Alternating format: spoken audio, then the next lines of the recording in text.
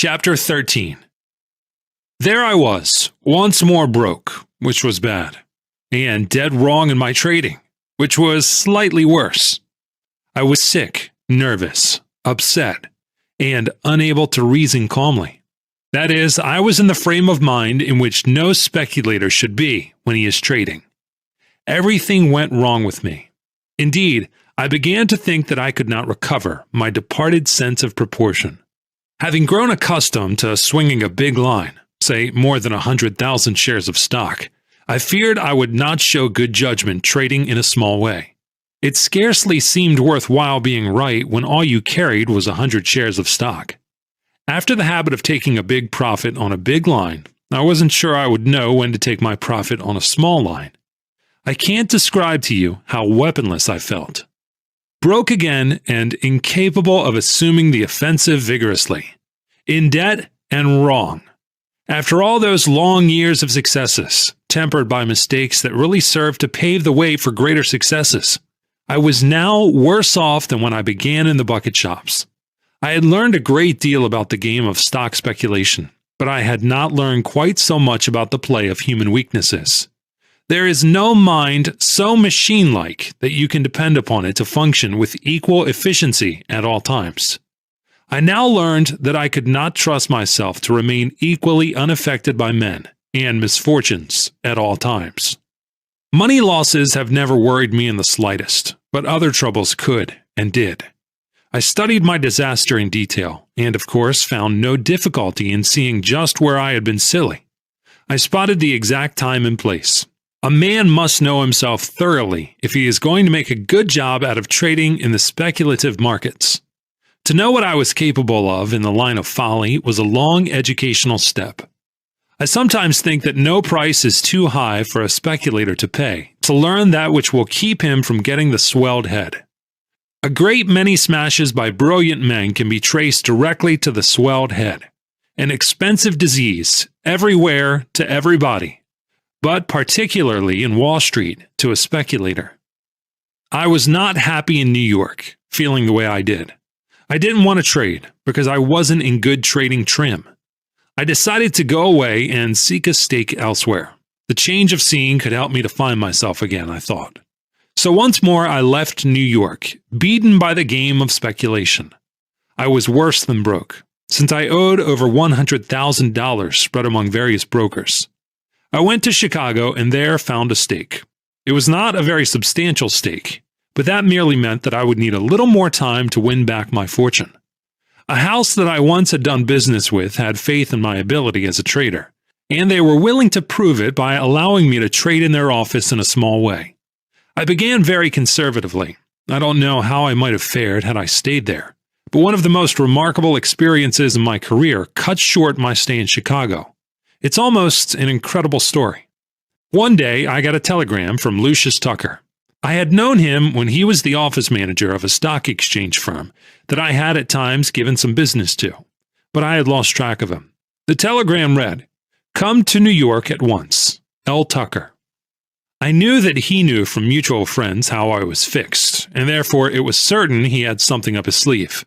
At the same time, I had no money to throw away on an unnecessary trip to New York, so instead of doing what he asked me to do, I got him on the long distance. "I got your telegram," I said. "What does it mean?" "It means that a big banker in New York wants to see you," he answered. "Who is it?" I asked. I couldn't imagine who it could be. "I'll tell you when you get to New York. No use otherwise." "You say he wants to see me?" "He does." "What about?" "He'll tell you that in person if you give him a chance," said Lucius. "Can't you write me?" "No." "Then tell me more plainly," I said. "I don't want to." "Look here, Lucius," I said. "Just tell me this much. Is this a full trip?" "Certainly not. It will be to your advantage to come." "Can't you give me an inkling?" "No," he said. "It wouldn't be fair to him. And besides, I don't know just how much he wants to do for you. But take my advice. Come, and come quick." "Are you sure it is I that he wishes to see?" "Nobody else but you will do." "Better come, I tell you. Telegraph me what train you take, and I'll meet you at the station." "Very well," I said, and hung up. I didn't like quite so much mystery, but I knew that Lucius was friendly, and that he must have a good reason for talking the way he did. I wasn't faring so sumptuously in Chicago that it would break my heart to leave it. At the rate I was trading, it would be a long time before I could get together enough money to operate on the old scale. I came back to New York, not knowing what would happen. Indeed, more than once during the trip I feared nothing at all would happen, and that I'd be out my railroad fare and my time. I could not guess that I was about to have the most curious experience of my entire life. Lucius met me at the station and did not waste any time in telling me that he had sent for me at the urgent request of Mr. Daniel Williamson of the well-known stock exchange house of Williamson and Brown. Mr. Williamson told Lucius to tell me that he had a business proposition to make to me, that he was sure I would accept since it would be very profitable for me. Lucius swore he didn't know what the proposition was. The character of the firm was a guarantee that nothing improper would be demanded of me. Dan Williamson was the senior member of the firm, which was founded by Egbert Williamson way back in the 70s. There was no Brown, and hadn't been one in the firm for years. The house had been very prominent in Dan's father's time, and Dan had inherited a considerable fortune and didn't go after much outside business. They had one customer who was worth 100 average customers, and that was Alvin Marquand, Williamson's brother-in-law, who in addition to being a director in a dozen banks and trust companies, was the president of the Great Chesapeake and Atlantic Railroad System. He was the most picturesque personality in the railroad world after James J. Hill, and was the spokesman and dominant member of the powerful banking coterie known as the Fort Dawson Gang. He was worth from $50 million to $500 million, the estimate depending upon the state of the speaker's liver. When he died, they found out that he was worth $250 million, all made in Wall Street. So, you see, he was some customer. Lucius told me he had accepted a position with Williamson and Brown, one that was made for him. He was supposed to be a sort of circulating general business getter. The firm was after a general commission business, and Lucius had induced Mr. Williamson to open a couple of branches, one in one of the big hotels uptown, and the other in Chicago. I rather gathered that I was going to be offered a position in the latter place, possibly as office manager, which was something I would not accept. I didn't jump on Lucius because I thought I'd better wait until the offer was made before I refused it. Lucius took me into Mr. Williamson's private office, introduced me to his chief, and left the room in a hurry, as though he wished to avoid being called as witness in a case in which he knew both parties. I had prepared to listen and then to say no. Mr. Williamson was very pleasant. He was a thorough gentleman, with polished manners and a kindly smile. I could see that he made friends easily and kept them. Why not? He was healthy and therefore good-humored. He had slathers of money and therefore could not be suspected of sordid motives. These things, together with his education and social training, made it easy for him to be not only polite but friendly, and not only friendly but helpful. I said nothing. I had nothing to say, and besides, I always let the other man have his say in full before I do any talking. Somebody told me that the late James Stillman, president of the National City Bank, who, by the way, was an intimate friend of Williamson's, made it his practice to listen in silence, with an impassive face, to anybody who brought a proposition to him. After the man got through, Mr. Stillman continued to look at him, as though the man had not finished. So the man, feeling urged to say something more, did so. Simply by looking and listening, Stillman often made the man offer terms much more advantageous to the bank than he had meant to offer when he began to speak. I don't keep silent just to induce people to offer a better bargain, but because I like to know all the facts of the case. By letting a man have his say in full, you're able to decide at once. It is a great time saver.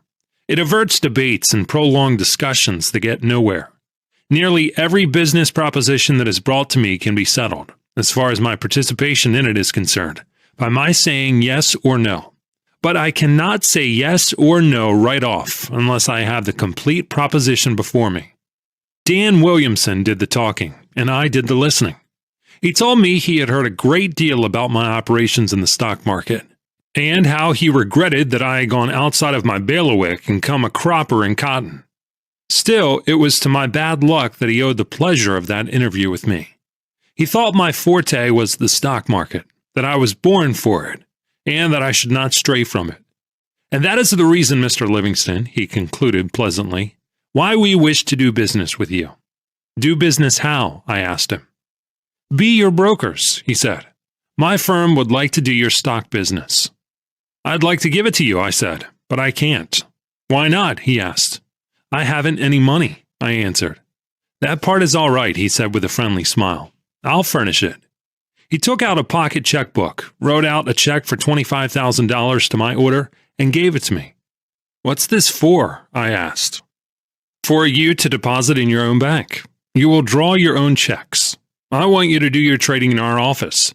I don't care whether you win or lose. If that money goes, I will give you another personal check. So you don't have to be so very careful with this one, see? I knew that the firm was too rich and prosperous to need anybody's business, much less to give a fellow the money to put up as margin. And then he was so nice about it. Instead of giving me a credit with the house, he gave me the actual cash, so that he alone knew where it came from. The only string being that if I traded, I should do so through his firm. And then the promise that there would be more if that went. Still, there must be a reason. What's the idea? I asked him. The idea is simply that we want to have a customer in this office who is known as a big active trader. Everybody knows that you swing a big line on the short side, which is what I particularly like about you. You're known as a plunger. I still don't get it, I said. I'll be frank with you, Mr. Livingston. We have 2 or 3 very wealthy customers who buy and sell stocks in a big way. I don't want the street to suspect them of selling long stock every time we sell 10 or 20,000 shares of any stock. If the street knows that you're trading in our office, it will not know whether it is your short selling or the other customer's long stock that is coming on the market.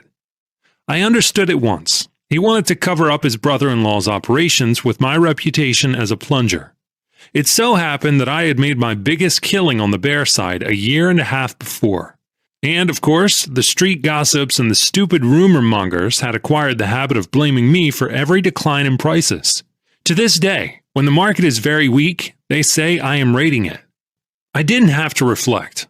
I saw at a glance that Dan Williamson was offering me a chance to come back and come back quickly. I took the check, banked it, opened an account with his firm, and began trading. It was a good active market, broad enough for a man not to have to stick to 1 or 2 specialties. I had begun to fear, as I told you, that I had lost the knack of hitting it right. But it seems I hadn't. In 3 weeks' time, I had made a profit of $112,000 out of the $25,000 that Dan Williamson lent me. I went to him and said, I've come to pay you back that $25,000. No, he said, and waved me away exactly as if I had offered him a Casto oil cocktail. No, my boy. Wait until your account amounts to something. Don't think about it yet. You've only got chicken feed there. There is where I made the mistake that I've regretted more than any other I ever made in my Wall Street career. It was responsible for long and dreary years of suffering. I should have insisted on his taking the money. I was on my way to a bigger fortune than I had lost and walking pretty fast. For 3 weeks, my average profit was 150% per week. From then on, my trading would be on a steadily increasing scale. But instead of freeing myself from all obligation, I let him have his way and did not compel him to accept the $25,000. Of course, since he didn't draw out the $25,000 he had advanced me, I felt I could not very well draw out my profit.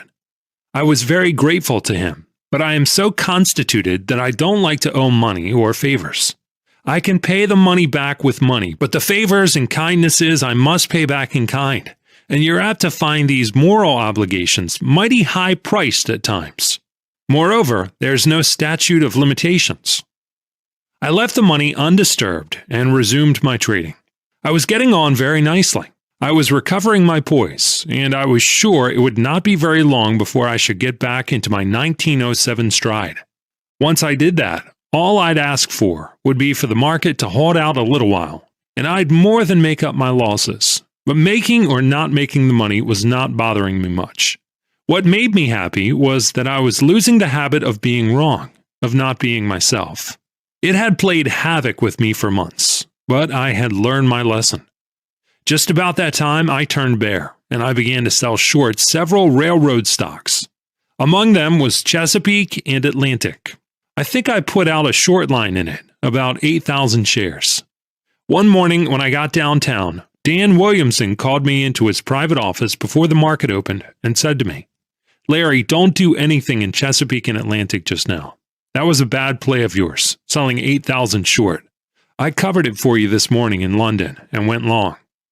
I was sure Chesapeake and Atlantic was going down. The tape told it to me quite plainly, and besides, I was bearish on the whole market. Not violently or insanely bearish, but enough to feel comfortable with a moderate short line out. I said to Williamson, "What did you do that for? I am bearish on the whole market, and they're all going lower." But he just shook his head and said, "I did it because I happen to know something about Chesapeake and Atlantic that you couldn't know. My advice to you is not to sell that stock short until I tell you it is safe to do so." What could I do? That wasn't an asinine tip. It was advice that came from the brother-in-law of the chairman of the board of directors. Dan was not only Alvin Marquand's closest friend, but he had been kind and generous to me. He had shown his faith in me and confidence in my word. I couldn't do less than to thank him. And so my feelings again won over my judgment, and I gave in. To subordinate my judgment to his desires was the undoing of me. Gratitude is something a decent man can't help feeling, but it is for a fellow to keep it from completely tying him up. The first thing I knew, I not only had lost all my profit, but I owed the firm $150,000 besides. I felt pretty badly about it, but Dan told me not to worry. "I'll get you out of this hole," he promised. "I know I will, but I can only do it if you let me. You'll have to stop doing business on your own hook. I can't be working for you and then have you completely undo all my work in your behalf. Just you lay off the market and give me a chance to make some money for you. Won't you, Larry?" Again, I ask you, what could I do? I thought of his kindliness, and I could not do anything that might be construed as lacking in appreciation. I had grown to like him. He was very pleasant and friendly. I remember that all I got from him was encouragement. He kept on assuring me that everything would come out okay. One day, perhaps 6 months later, he came to me with a pleased smile and gave me some credit slips. "I told you I'd pull you out of that hole," he said, "and I have." And then I discovered that not only had he wiped out the debt entirely, but I had a small credit balance besides. I think I could have run that up without much trouble, for the market was right. But he said to me, "I have bought you 10,000 shares of Southern Atlantic." That was another rogue controlled by his brother-in-law, Alvin Marquand, who also ruled the market destinies of the stock. When a man does for you what Dan Williamson did for me, you can't say anything but thank you, no matter what your market views may be. You may be sure you're right, but as Pat Hearn used to say, you can't tell till you bet. And Dan Williamson had bet for me with his money. Well, Southern Atlantic went down and stayed down, and I lost, I forget how much, on my 10,000 shares before Dan sold me out. I owed him more than ever, but you never saw a nicer or less importunate creditor in your life. Never a whimper from him. Instead, encouraging words and admonitions not to worry about it. In the end, the loss was made up for me in the same generous but mysterious way. He gave no details whatever. They were all numbered accounts. Dan Williamson would just say to me, "We made up your Southern Atlantic loss with profits on this other deal." And he'd tell me how he had sold 7,500 shares of some other stock and made a nice thing out of it. I can truthfully say that I never knew a blessed thing about those trades of mine until I was told that the indebtedness was wiped out. After that happened several times, I began to think, and I got to look at my case from a different angle. Finally, I tumbled. It was plain that I had been used by Dan Williamson. It made me angry to think it, but still angrier that I had not tumbled to it quicker. As soon as I had gone over the whole thing in my mind, I went to Dan Williamson, told him I was through with the firm, and I quit the office of Williamson and Brown. I had no words with him or any of his partners. What good would that have done me? But I will admit that I was sore at myself quite as much as at Williamson and Brown. The loss of the money didn't bother me. Whenever I have lost money in the stock market, I have always considered that I have learned something. That if I have lost money, I have gained experience, so that the money really went for a tuition fee. A man has to have experience, and he has to pay for it. But there was something that hurt a whole lot in that experience of mine in Dan Williamson's office, and that was the loss of a great opportunity. The money a man loses is nothing. He can make it up. But opportunities such as I had then do not come every day. The market, you see, had been a fine trading market. I was right. I was reading it accurately.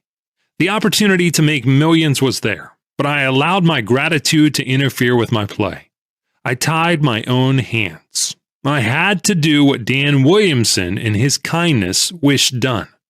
Altogether, it was more unsatisfactory than doing business with a relative. Bad business. And that wasn't the worst thing about it.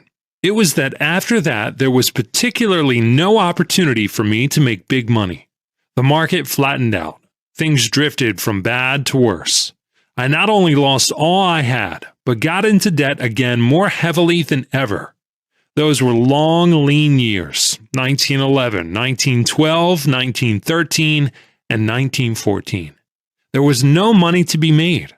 The opportunity simply wasn't there, and so I was worse off than ever. It isn't uncomfortable to lose when the loss is not accompanied by a poignant vision of what might have been. That was precisely what I could not keep my mind from dwelling on, and of course, it unsettled me further. I learned that the weaknesses to which a speculator is prone are almost numberless.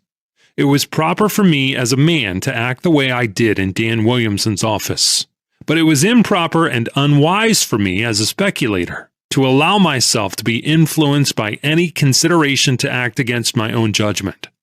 Noblesse oblige, but not in the stock market, because the tape is not chivalrous, and moreover does not reward loyalty.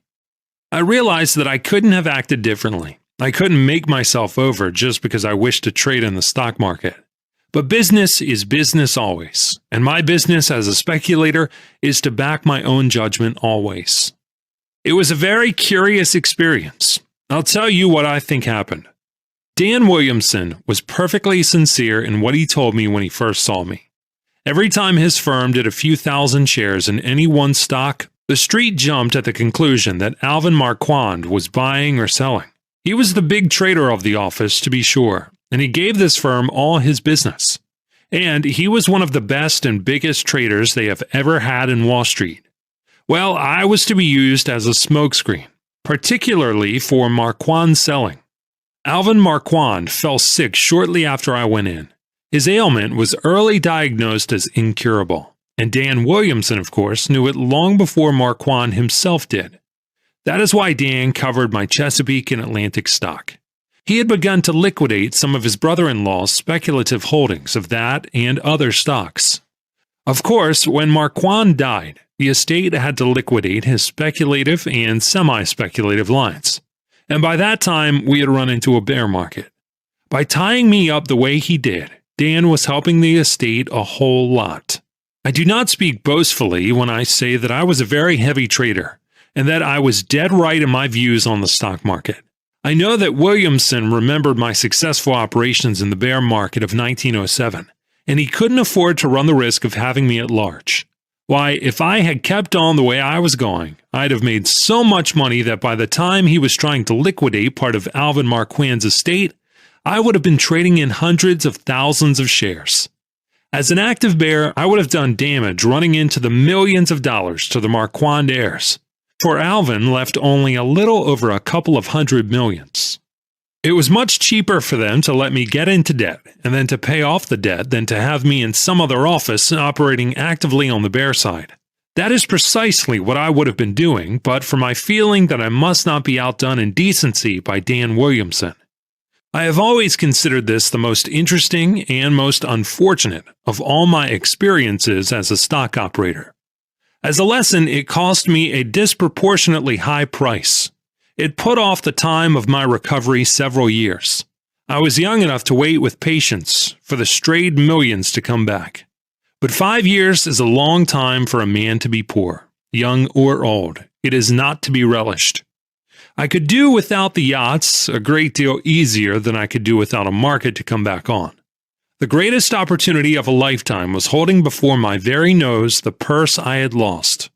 I could not put out my hand and reach for it. A very shrewd boy, that Dan Williamson, as slick as they make them, farsighted, ingenious, daring.